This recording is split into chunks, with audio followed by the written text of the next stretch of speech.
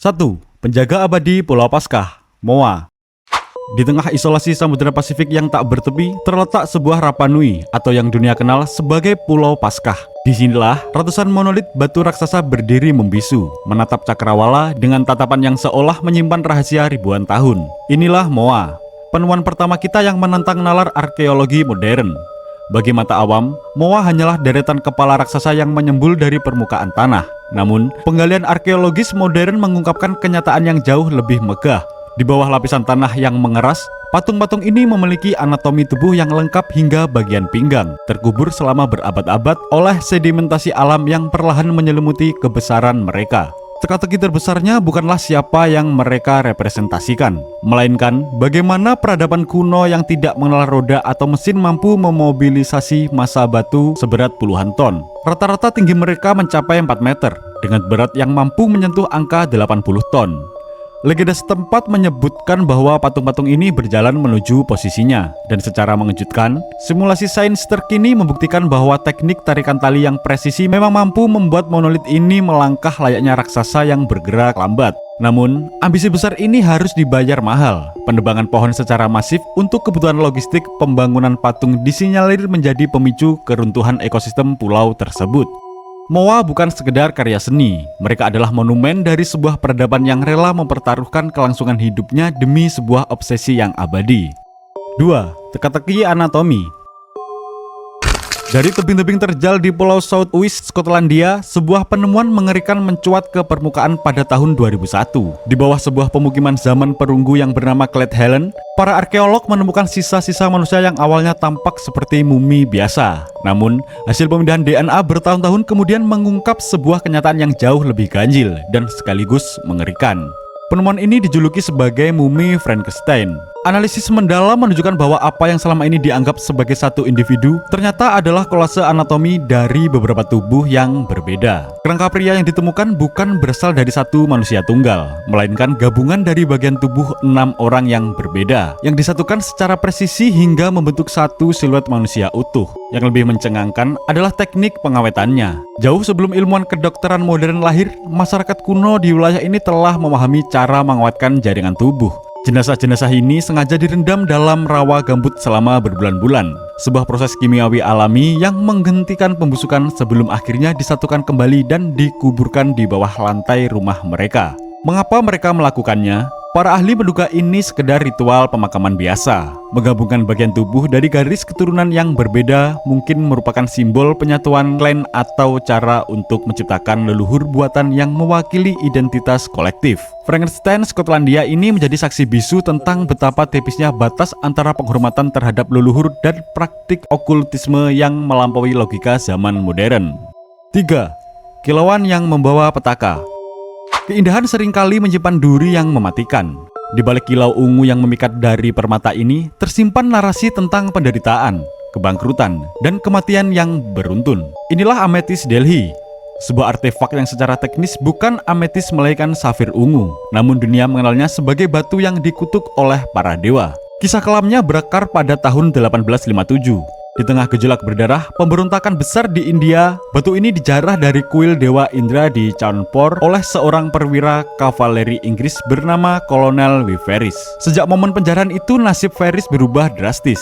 Ia kehilangan kesehatan dan hartanya dalam waktu singkat. Sebuah pola kesialan yang kemudian diwariskan kepada putranya. Pada tahun 1890, batu ini jatuh ke tangan seorang penulis dan ilmuwan polimatik terkenal, Edward Heron Allen. Sejak menerima permata itu, Heron Allen mengklaim hidupnya dikepung oleh nasib buruk yang tidak masuk akal. Dalam keputusan yang mendalam pada tahun 1904, ia mencoba membuang batu itu ke kanal Regent di London. Namun, secara ajaib, batu itu kembali padanya melalui seorang pedagang perhiasan yang menemukannya di dasar kanal. Ketakutan Heron Allen begitu besar sehingga ia menyegel batu tersebut di dalam 7 lapis kotak besi yang menyimpannya di bank dengan instruksi ketat. Jangan dibuka sampai 33 tahun setelah kematiannya. Heron Allen wafat pada tahun 1943 dan putrinya akhirnya menyerahkan kotak terkunci itu ke Natural History Museum London pada tahun 1944 bersama dengan sebuah surat peringatan yang berbunyi, siapapun yang membukanya harus terlebih dahulu membuang batu ini ke laut. Hingga hari ini, ametis Delhi tetap tersimpan di museum, menjadi pengingat bisu bahwa ada kekuatan metafisika yang tidak akan pernah bisa dijinakan oleh nalar atau sains modern. Sebuah peringatan bagi mereka yang mencoba mencuri apa yang seharusnya milik para dewa. 4. Kanibalisme atau ritual.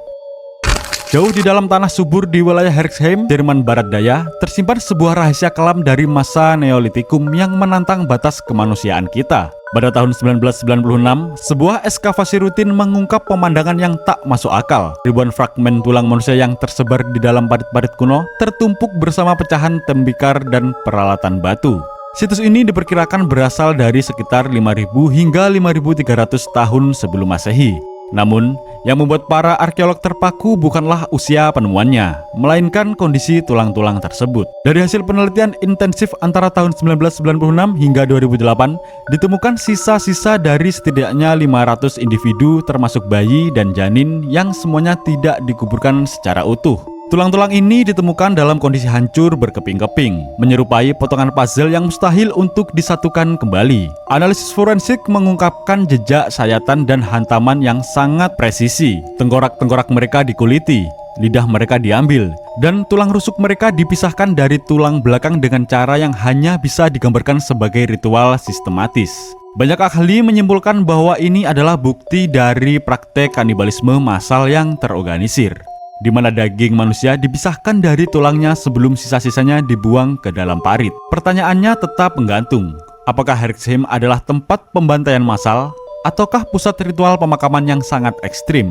Mengapa orang-orang dari jarak ratusan kilometer datang ke tempat ini hanya untuk berakhir sebagai bagian dari tumpukan puzzle tulang yang mengerikan? Herxheim mengingatkan kita bahwa sejarah peradaban manusia tidak selalu dibangun di atas cahaya, tetapi terkadang di atas bayang-bayang ritual yang paling gelap sekalipun. 5. Teror dari balik liang lahat. Ketakutan manusia terhadap kematian seringkali melahirkan mitos yang mengerikan. Namun, di sebuah pemakaman abad ke-17 di Drawsko, Polandia, mitos ini menjelma menjadi bukti fisik yang nyata. Pada tahun 2008 hingga 2012, para arkeolog dikejutkan oleh penemuan serangkaian kerangka yang dikuburkan dengan cara tidak lazim. Seolah-olah masyarakat saat itu berusaha mencegah mereka bangkit kembali dari kematian. Di tengah wabah kolera yang melanda Eropa Timur pada masa itu, ketidaktahuan medis seringkali berujung pada histeria massa. Penemuan di Drawsko mengungkap 5 kerangka yang diperlakukan sebagai vampir, menggunakan teknik penguburan apotropaik, sebuah praktik sihir untuk menangkal kejahatan. Penduduk setempat memastikan bahwa individu-individu ini tidak akan pernah bisa keluar dari liang lahat mereka. Yang paling mengerikan adalah metode yang digunakan. Beberapa kerangka ditemukan dengan sabit besi yang diletakkan tepat di atas leher mereka. Logikanya sederhana namun brutal. Jika jenazah itu mencoba bangun dan duduk, sabit tersebut akan langsung memenggal kepala mereka. Sementara yang lain ditemukan dengan batu besar yang dijejalkan ke dalam mulut atau diletakkan di bawah dagu. Sebuah metode kuno untuk mencegah si mati menggigit atau menghisap energi kehidupan orang yang masih hidup. Penelitian DNA terbaru menunjukkan bahwa mereka yang dianggap vampir ini sebenarnya adalah penduduk lokal, bukan orang asing. Kemungkinan besar, mereka adalah korban pertama dari wabah penyakit yang gejalanya tidak dipahami saat itu. Di Drawsko, kita belajar bahwa monster yang paling menakutkan seringkali bukanlah makhluk supranatural, melainkan rasa takut manusia yang kehilangan akal sehatnya di hadapan kematian. 6. Eksekusi massal. Tahun 2009 di sebuah bukit sunyi bernama Ridgway Hill di Dordrecht, Inggris, para pekerja konstruksi jalan yang sedang melakukan penggalian rutin terhenti oleh pemandangan yang mengerikan. Di dalam sebuah lubang pembuangan kuno, mereka menemukan tumpukan tulang belulang yang kacau. Namun, ada satu keganjilan yang membuat para ahli forensik terdiam. Tumpukan tengkorak dipisahkan secara rapi dari tumpukan tubuhnya. Awalnya para arkeolog mengira ini adalah sisa-sisa penduduk lokal yang dibantai. Namun, analisis isotop pada gigi mereka mengungkapkan identitas asli para korban. Mereka bukan orang Inggris.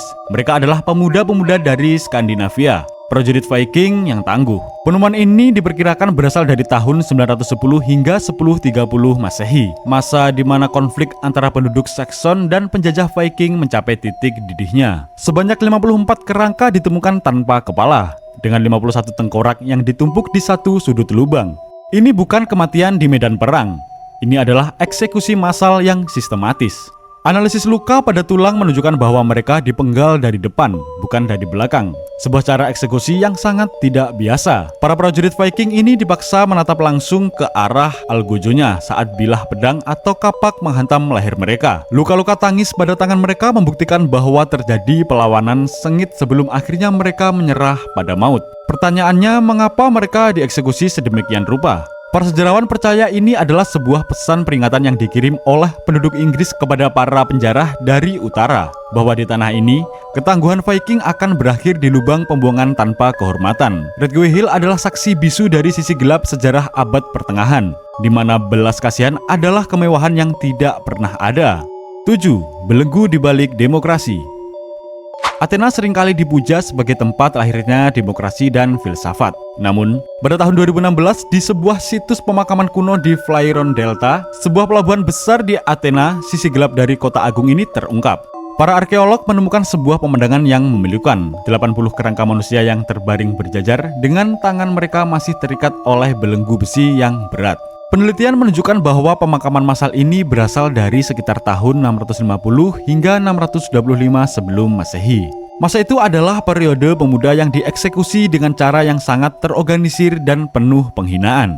Ke-80 individu ini ditemukan dalam posisi yang rapi, menunjukkan bahwa mereka dieksekusi secara bersamaan. Belenggu besi yang masih melingkar di pergelangan tangan mereka bukan sekedar alat penahan, melainkan simbol perbudakan dan kekalahan. Banyak ahli sejarah mengaitkan mereka dengan konspirasi Cylon, sebuah upaya kudeta yang gagal oleh seorang bangsawan bernama Cylon. Para pendukungnya yang menyerah dijanjikan keamanan, namun kenyataannya mereka diseret dan dibantai tanpa ampun. Kerangka-kerangka terbelenggu ini adalah pengingat bahwa di bawah pondasi megah kuil-kuil marmer Athena terkubur darah dari mereka yang kalah dalam permainan kekuasaan. Mereka adalah korban dari sebuah sistem yang sedang mencari jati dirinya antara keadilan dan tirani. Penemuan di Phleron Delta membuktikan bahwa sejarah seringkali ditulis oleh para pemenang, sementara mereka yang terbelenggu hanya meninggalkan bisikan di dalam tanah.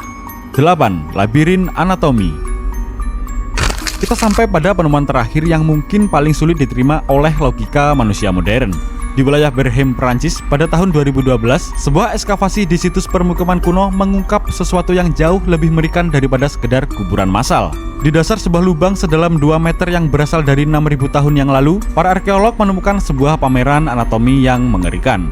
Lubang yang dikenal sebagai Pit 157 ini berasal dari periode Neolitikum. Di dasarnya tergeletak sisa-sisa dari 8 individu. Namun, perhatian para peneliti tertuju pada tumpukan fragmen di bagian paling bawah. Itu bukan tulang utuh, melainkan tumpukan lengan manusia kiri yang telah dipotong dengan sengaja menggunakan alat batu yang sangat tajam. Analisis menunjukkan bahwa lengan-lengan ini dipotong dari tubuh yang masih segar, menunjukkan adanya aksi kekerasan yang ekstrim atau ritual yang sangat spesifik. Di atas tumpukan lengan ini tergeletak kerangka seorang pria dewasa yang kehilangan lengan kirinya, bersama dengan seorang wanita dan beberapa anak. Seolah-olah lengan-lengan tersebut dikumpulkan sebagai piala atau persembahan untuk menemani mereka yang dikuburkan di atasnya. Bekas sayatan pada tulang-tulang tersebut menunjukkan sebuah presisi yang mengerikan, sebuah pemisahan bagian tubuh yang dilakukan dengan penuh kesadaran. Hingga saat ini, para ilmuwan masih berdebat, apakah Berhem adalah sisa dari hukuman perang yang brutal, ataukah sebuah ritual kuno yang kita tidak akan pernah mengerti maknanya.